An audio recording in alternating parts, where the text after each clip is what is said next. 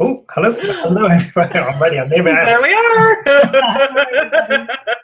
And welcome to the Google Hangout with Tamara Younker and myself, Alan Jones. And this is predominantly going to be Tamara doing a whole load of talking about her awesome new tele-series, Radical Relationships. So rather than me hogging it, let's let the lady herself do her stuff. And Well, Tamara, over to you.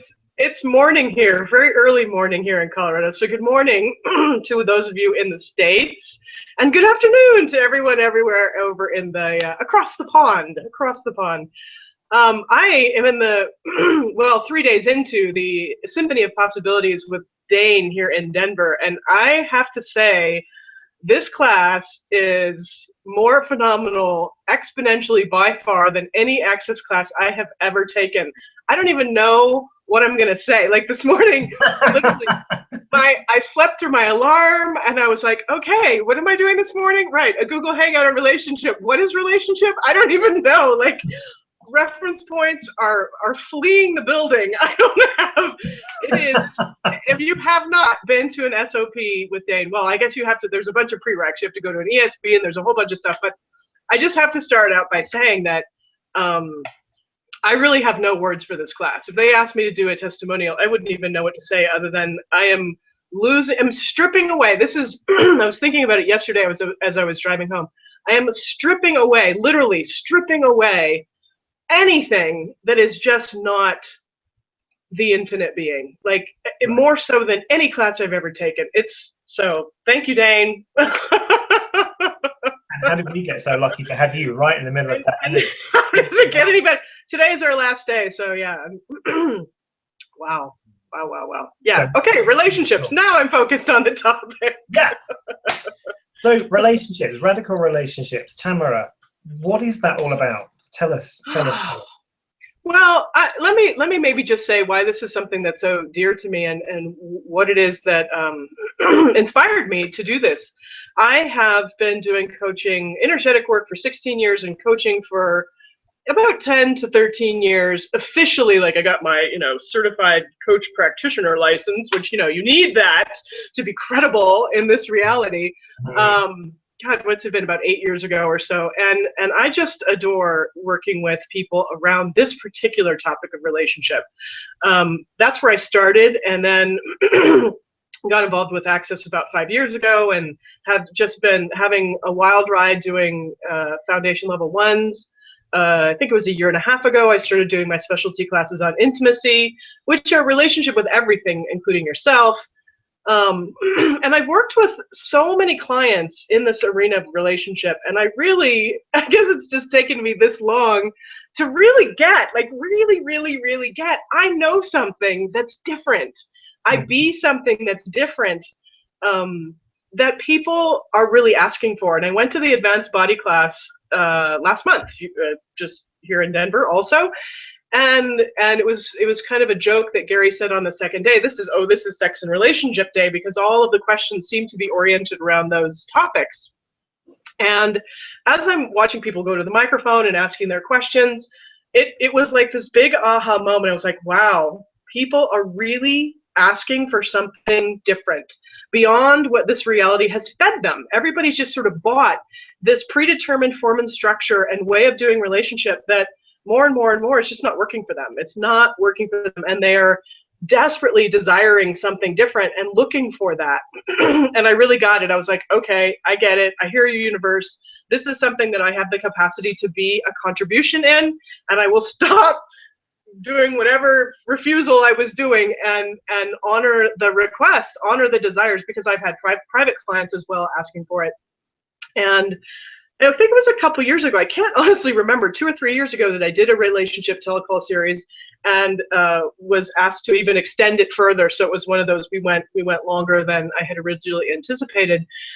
And so, yeah, the desire is there. And you and I have been talking about taking people, I guess, sort of through this journey. About, in the beginning, relationship really starts with you. You can't kind of create something unless you have a sense of what it is that you desire? What do you desire to create? A lot of people, not relationship isn't for them. That's great. And I happen to be one of those people who enjoys relationship. I have discovered for me that the way that I open most to consciousness is through the vehicle of relationship, because that is where my shit comes up. When I'm in a relationship, you can't hide anything. You know what I mean? Like you can not be in relationship and think that you have great capacity to be in relationship, and then you enter into relationship and you're like, oh wow, okay, this is bringing all my shit up.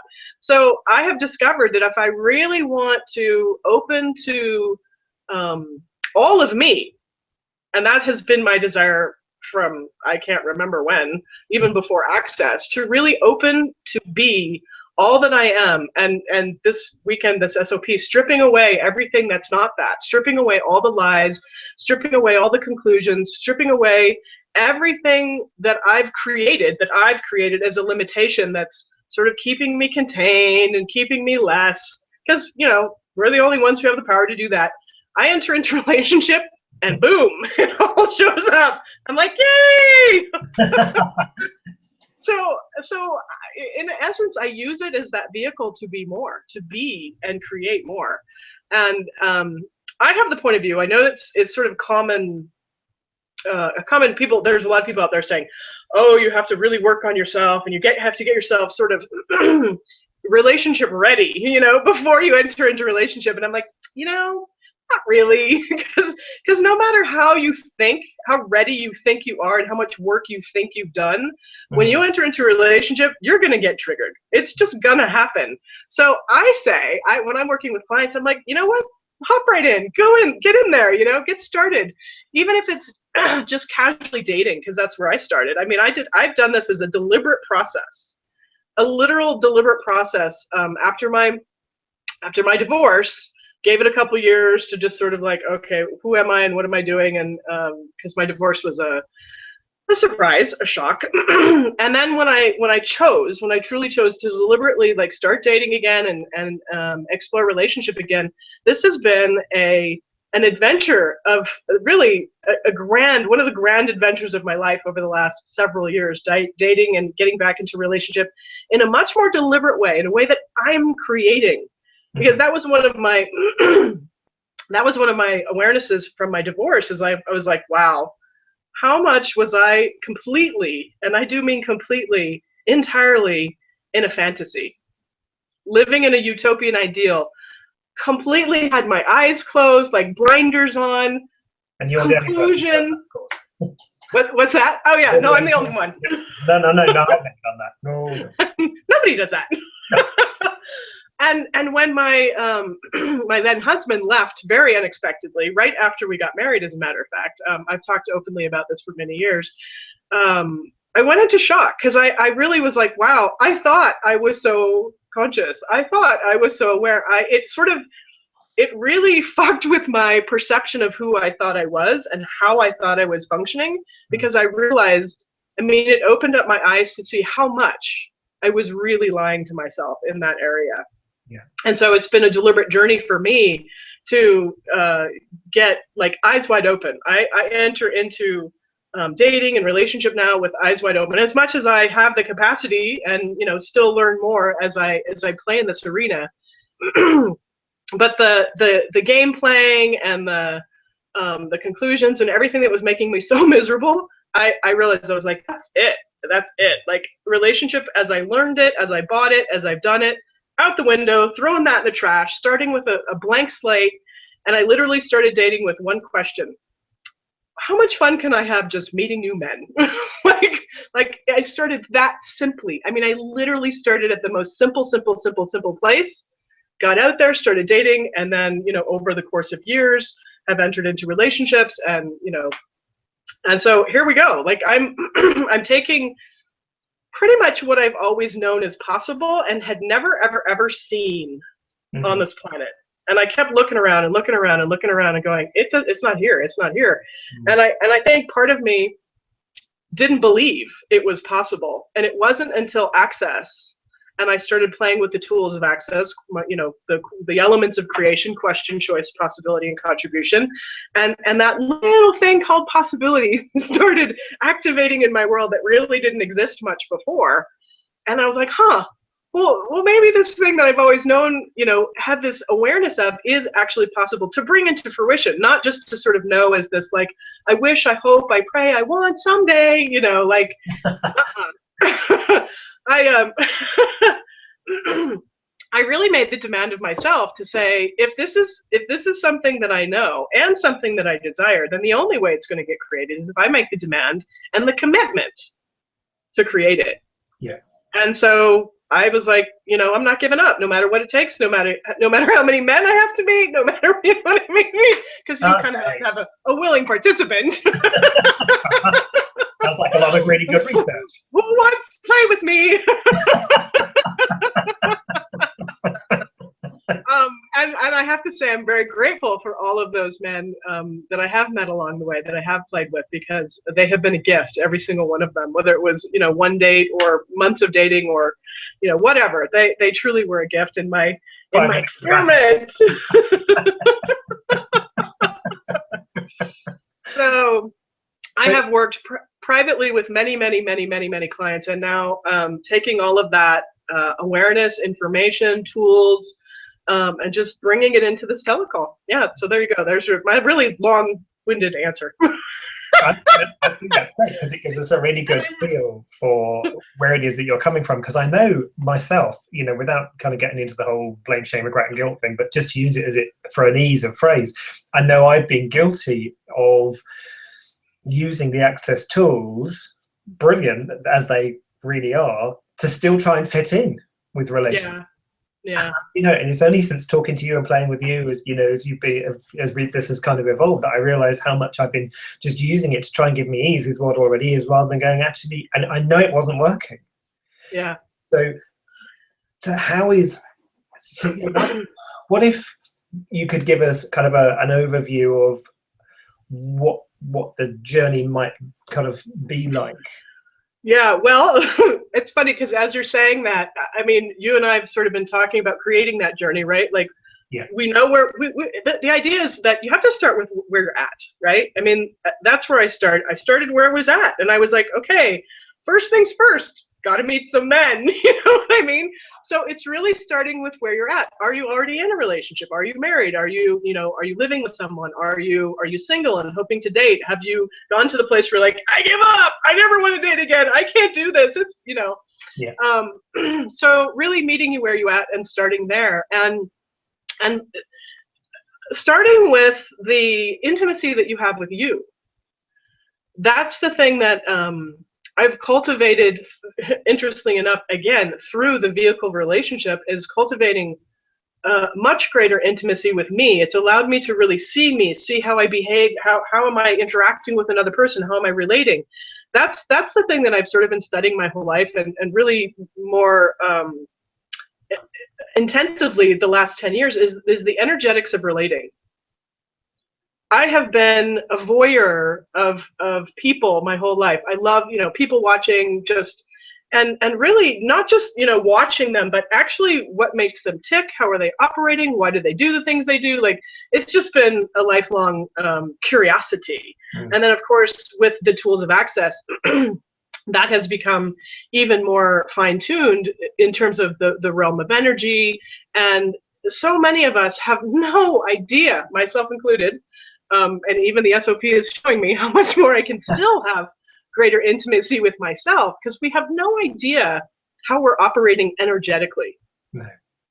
We live in a cognitive space most of the time, and so we're not often aware of energetically, how am I operating, and what impact is that making on the world around me that I'm not really aware of, and how much of my own sort of interior landscape, emotions, or that I've cut off, that I'm not allowing myself to acknowledge, that I'm pretending to suppress, and then it gets sort of blows up here and there. There's a lot of intimacy with you and knowing your own being, right? That gives you a greater capacity to engage with others. It's sort of a simple place to start. And that will be carried through the whole series, because we have this tendency, and again, I'm sure nobody does this on this call or on this. We have this tendency to do this knee-jerk reaction of blame. It's very seductive. This reality supports it. It's everybody and everyone else's. It's not my fault. The government made me do it, you know. But like literally, we love to just get into blame rather than look at what am I creating here. And for those who, I mean, I'm guessing most of our audience is into access and is aware that we create our reality. So there's nothing that ever happens to you, ever. And relationship is one of those places where we love to say, you did this to me. You hurt my feelings. You made me angry. You made me go and cheat on you. You know, I mean, there's crazy stuff that we love to blame on our partners. We love to say that things happen to us. We love to say that, you know, we've been in this long string of abusive relationships. I keep, you know, the same partner, and this keeps happening to me. This keeps happening to me. It doesn't happen to you. You create it. And so, so that space of intimacy with you, that space of being with you, is really something that's going to carry you through the whole series, and it's just going to impact every area of your life, not just relationship. So obviously we start there and spend a good amount of time looking at what's it going to take to have greater intimacy with you. And what do I mean by intimacy? Let's just quickly say that that's absence of barriers to anything and anyone. Cool. When you're functioning from those 5 elements of intimacy: honor, trust, allowance, vulnerability, and gratitude, that. Yeah, and I guess that's the thing, isn't it? In order for relationships to work, you need to have that. What if the person, say, that you're currently in a relationship in has no idea and is not really interested in that? How do you, I mean, but the rest of it kind of, it can, you know what I mean? It's like, you don't want to just chuck away the baby with the bathwater, but yeah, how do you work with what is? That's a great question, because just because you're choosing greater consciousness, you're choosing greater intimacy with yourself, you're choosing to have more barriers down and receive, because barriers down is about receiving more. If you're already with a partner who's not interested, they're like, yeah, consciousness, who cares? You know, that's just not their thing, or they're kind of like, love me as this is me, love me as I am. And we will talk about that. I'm going to talk about, you know, there's something to creating a relationship with somebody who is that you can talk to about, this is what I desire. I desire to be in the space of constant fluid motion of creation with a partner. And so there's that, and that's probably more when we talk about radical relationship as we get into the advanced section. Yeah. Getting more into what is it to really be in a creative evolutionary relationship with another person who's choosing that with you. Yeah. Oh my fucking God, is that delightful. And really, really different and sort of courageous and no reference points, right? Like if you're creating something beyond the standard predetermined form and structure of this reality, you are off in, you know, a territory beyond reference points, and you are pioneering something entirely new that you two, the two of you, are creating together. So there's kind of going to be this space of what is it to just create something different in the relationship that I have if I'm already with a partner, and, you know, I just want to create something greater that's going to contribute to both of us in that space. And go ahead.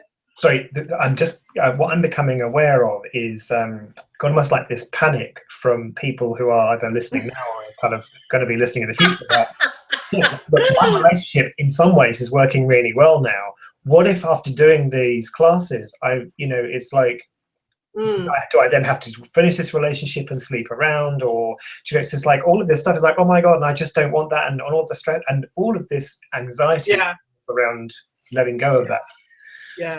Yeah, and that's the beauty of, I would say that also fits in radical relationship. Radical relationship means you're always in command. You're in the command position. You choose. This is your choice.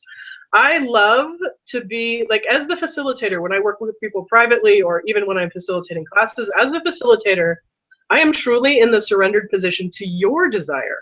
Mm. What do you want to create? I have no, like, I couldn't possibly know what to create a relationship that's going to work for you. I couldn't possibly know.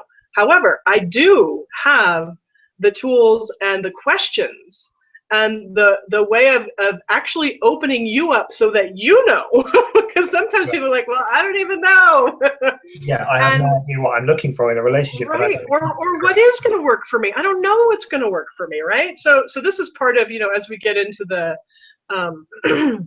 the topic for the second call is sort of debunking the myths and lies of relationship. So I want to really strip away everything that you've been told has to be, so that you can begin to discover what does work for you. And that's going to be different for every single individual. And I think that's the difference. Again, radical relationship is about creating without a template, without a form and structure, without saying, well, here's the destination, and I have to go out and grab some partner who I can cram myself inside this predetermined form and structure that really doesn't work for either of us, and then try and force ourselves to make it work inside when, like, there's no space and it's contracted and I can't be me. No, this is about really creating what works for you in whatever fashion, whatever, like, that's what I actually, what lights me up and turns me on is assisting people in creating what's going to give them the greatest joy. Mm-hmm. What's going to give you the greatest joy in relationship? Gary and Dane talk about, Access kind of gets this, oh, Access is anti-relationship. And they say, no, we're not anti-relationship. We're anti-bad relationship. Seeing somebody in a miserable relationship, the measure of success in this reality for relationship is longevity. Yeah. And I go, really?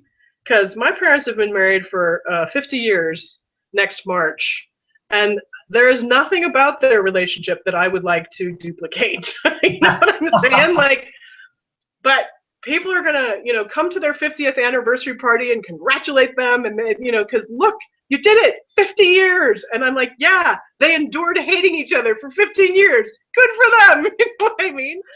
I have a completely different way of, really measuring. It's kind of a funny word, but what do you measure the success of a relationship? If it's not longevity, and for me, I actually had a conversation with this recently and said, I want to know that I am constantly, deliberately expanding into more of what's possible for me to be and what's possible for us to create.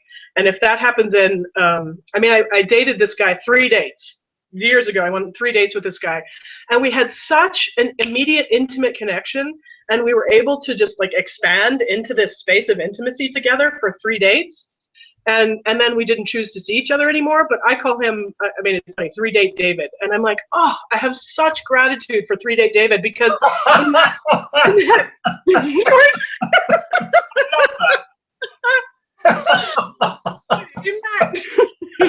even in that short space of 3 dates, I expanded so much. I was so much more after 3 dates than some people can, in 50 years of marriage. So what are you measuring the success of your relationship by? Sorry, that just, I know. really badly made. Just, my mind's gone off. Like, woo! I remember this guy I went out with, and we called him Microwave Dave because he was done in a minute. But anyway. Anyway, back to 3-date Dave and Tamara. Yeah, so I know that even when I got married, we didn't have that till death do us part. Like, we were like, really? That's so 19th century, I guess. But we recognize that what we desired is to be a contribution to each other in the greatest way possible, so that we can, be more of us. And for me, this is, again, for me, that I know I can't give you forever. I can't give you certainty of till death. I won't do that, because I won't sacrifice me for the relationship. And that's obviously something we're going to talk about in the series. But I can't, here's what I do know. I absolutely know this, because this is the way I choose to be and create relationship, is that when and if, I might choose it for the rest of my life, but I won't, lock myself into that as a conclusion, I know that when and if someday we do part ways, we will both be so much greater for it. Yeah. We will look at this relationship as a gift to both of us because we've been willing to be that contribution with all of the bullshit stripped away. What I'm getting from what you're saying is that if your relationship happens to last 50 years, and it's because you're choosing it rather than because you feel every day. Because, you know, I mean, Bill and I have been together over 21 years, and yeah, there have been some really kind of crappy times, but one thing we've always had from the beginning is that we'll just keep choosing, and this was even before I'd come across Access, was we'll just keep choosing it as long as it's fun. Yeah, it's always been that we're not together because we do feel tied. So exactly. Yeah, I mean, you and your partner will discover for you what's the, like, I create in a space of like caring and kindness. Yeah, that's sort of the thing that we both choose. That's the space will always be infused with caring and kindness, always. Yeah.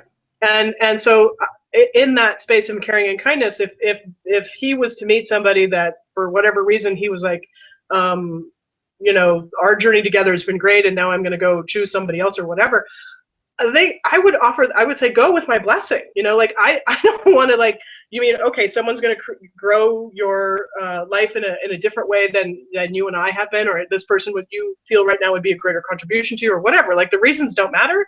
I'm honoring their choice and go with my blessing. So, because I've been part of the kind of whole helping you pull this together stuff, I'm privy to some of the subjects that you're going to be playing with, and I'm really excited. You've got the inside track. I have.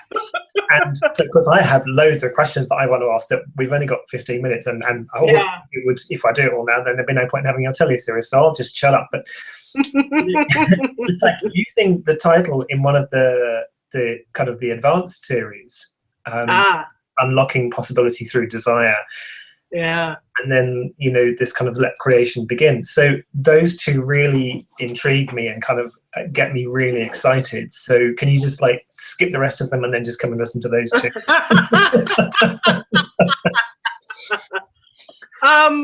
Well, and this is one of the things I've noticed again in all these years of coaching, is that you hear a lot of people complaining, right? We're kind of a planet of complainers in a lot of ways. And metaphysical people would be like, stop that complaining and have a positive attitude, and, you know, just think positive thoughts, and like they try and I've learned, I'm like, you know what, all those complaints actually have a lot of useful information. So I don't tell people to like cut that shit out, like stop complaining. I actually explore the complaints. I actually am like, well, let's look at that. What is that, you know? And what I often discover underneath, if I go a little deeper into start asking questions into that complaint, is I discover that there's a whole world of desire down there that nobody ever paid attention to. So they're often unspoken desires, unacknowledged desires. Sometimes the person isn't even aware of it, right? They may have locked that away in a closet, you know, when they were 6 years old, and said, well, I can never have that, so I don't even want to know that I have that desire, because living with the pain of not having whatever it is that you desire is too great. And so I'm just going to put that in a closet, lock the door, throw away the key, and pretend I don't even know.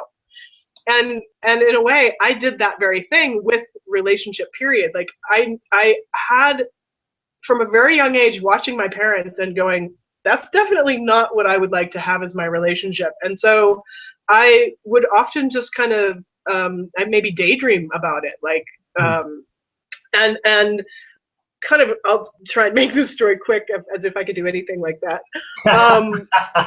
I read The Place, Gary Douglas's novel The Place, when I first came to Access, and I got about halfway through, and I was so upset. I was crying, and I was so upset, and I got so angry. I literally took the book and I threw it across the room, and I was like, "Fuck you, Gary Douglas!" And I was so shocked and surprised by my reaction to reading this book. I was like, oh my God, like I was really, really upset. So of course, that's a signal to me to ask questions. Anytime I get triggered or have that kind of emotional reaction, I immediately go into question. And it took a while. It took a while before the awareness really came. And what I realized was that I knew that I desired something so much greater in relationship than I had ever seen. And I had literally taken that desire, like I just said, and I put it in the closet and locked the door and threw away the key because I could never have that. Mm-hmm. I was in the conclusion that I'd never seen it, didn't exist on this planet, I could never have it. So I just sort of, and then I did relationship this reality way. Mm-hmm. And then I ended up in a divorce. And, so when I read his book, it brought all of that back. And I was angry at him because I was like, now I have to live with the pain of never having this. Oh. And of course I pot and pocked that. And then and that was when that sort of unlocked that for me. And I was like, that's when I started to say, you know what, I can create this. Possibility is on my side. Possibility has my back. If I desire this and I'm willing to do whatever it takes to create it, I can have it. Mm. Yeah, because that's the thing. It's like, what demand are we willing or even unwilling to make of ourselves that if we made it would create something completely different? Because all this stress and energy we put into trying to create, because how often do we try and work out the relationship? It's got to be me, or it's got to be them, or whatever it is. And like I said, I've been using all the tools of access to try and make relationship work, rather than just asking the question, which is where you're coming from. It's desire-based kind of relationships. Is actually, what do I desire and require? And am I willing to be and do whatever it takes to have that, whether that's with Bill or whether it's with a number of different people, whether it's with a woman, right. Right. Yeah. And the key is to be vulnerable enough, because interestingly enough, we sort of use this predetermined structure of relationship kind of as our protection of like, well, this is how, if I can just get this right. Yeah. Rather than willing to be like really open up, like really, I'm going to open myself up and I'm going to be vulnerable with another person. Yeah. This is really a key to creating a relationship beyond this reality, or even having more in the relationship you already have, is the willingness to open yourself up to this person. And it is incredibly vulnerable to ask for what you want. Yeah. It is incredibly vulnerable to reveal your desires to yourself.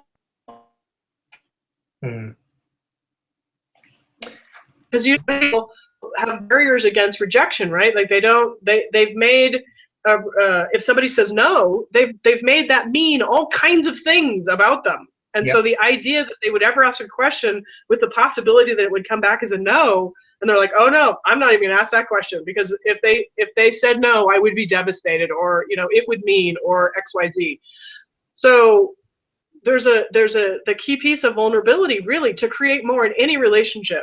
In any relationship, to create more as a single person, in your life, period, is there is a degree of vulnerability that's required. Yeah, absolutely. And this is why I totally get why the elements of intimacy are so key for all of this. It is that willingness to be vulnerable, to have gratitude, to be in allowance of you, trusting you, honoring you. Because how often do we kind of, we talk about the kingdom of we, and how often do we exclude ourselves from that?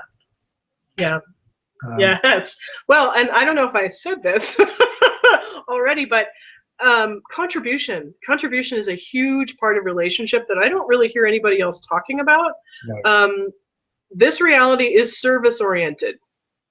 So we think of ourselves in service to something greater, in service to our partner, in service to our family, in service to, and service, the energy of service is about sacrificing. Like, I'm going to sacrifice my being for something greater. And I mean, in the United States, it's like, this is how we brainwash all of our soldiers to go off to war, right? Like, sacrifice you for something greater called our country. And I'm, okay, what if, that's one way of doing it. What if we actually acknowledge the contribution that we are, each of us, and rather than exclude our being in service, we include our being in contribution. Yeah. You can't really do a relationship in a generative way without including you. And then it becomes a contribution, not just for you, but for your partner. And that's a completely different energy than the way most people function through this energy of service and sacrifice. Well, I guess, yeah, and the part for that is if you're not willing to acknowledge the contribution you be, how the hell can anybody else? Yeah, you excellent point. Thank you. Yeah. And that is actually at the root of so much misery and distraction. And I mean, Gary has the book. Whoops, just the name just went right out of my head. Divorceless relationships. There we go. Divorceless relationships. And that's what I've discovered. When you are functioning from including you and honoring the contribution that you are, then everything changes. Like everything, it all turns 180 degrees, and the way that you operate and the way that you engage, and so much of the trauma just disappears. So that's going to be obviously a thread throughout the whole series again. So I'm conscious we've got about 5 minutes left. So yes, I noticed that. Yeah. And I'd love to do kind of a quickie. This, for everyone watching, this is the taster for what you're gonna. This is just literally like a tiny little amuse-bouche even for the before we can get onto the entree of the start of the call. So if people want to kind of get involved and really get down and dirty, as it were, with your teleseries, what happens next? How do they do that? Thank you. Yes, there is a page on my website, which is tamarayounker.com or accessinfinitebeing.com. Either way, you can find it. And Radical Relationship page gives you a little blurb on the different topics that I'm going to cover. And obviously, there's none of that is set in stone by any means. I'm really going to follow the energy, and your questions will create the class. Your desires will create the class, where you want to go, what you want to create, and then this will be like I said, just taking you on that journey of where you're starting, where you're at, and then where do you want to go? Because at the end of the Tele-call series, my desire is that you have a sense of the tools and the information that you've gathered through the 8 weeks. And you can go out and really begin to apply that, because this is, I don't care how much information you get from anywhere, not just me, but any source. Information without application is sort of useless. And so this is taking the understanding, taking the tools, taking the information, and practicing it. That's what I've been doing for many years in my life. Is practicing the understanding, practicing the tools, practicing the information. So anyway. Sidetrack there. There's a registration button for the beginning series. If you just want to jump into the beginning series, there's also a registration button for the full series on that page. And we start on Thursday. Yeah. Wow. Yeah. So just for those people watching, it's this Thursday the 30th, and that's 3 p.m. Eastern, 8 p.m. UK. Which in Brisbane, if you're joining us from down under, will be, I think, 5 o'clock in the morning. So not so bad. I'm so glad you know that. I'm like, what time is it in Australia? I don't know. Yeah, so Pacific, that would be that's 4 hours before. That'd be 11 in the morning, isn't it? Pacific? No, noon. Is that right? Noon. Yes, noon. Correct. My apologies. So noon Pacific. So yeah, and all of the calls will be recorded. There'll be clearing loops. There's going to be a private Facebook group for people to interact with each other, because that support system I find is huge. And then you can ask me questions. I'll be popping in there and supporting that as well. And how does it get any better? What else is possible?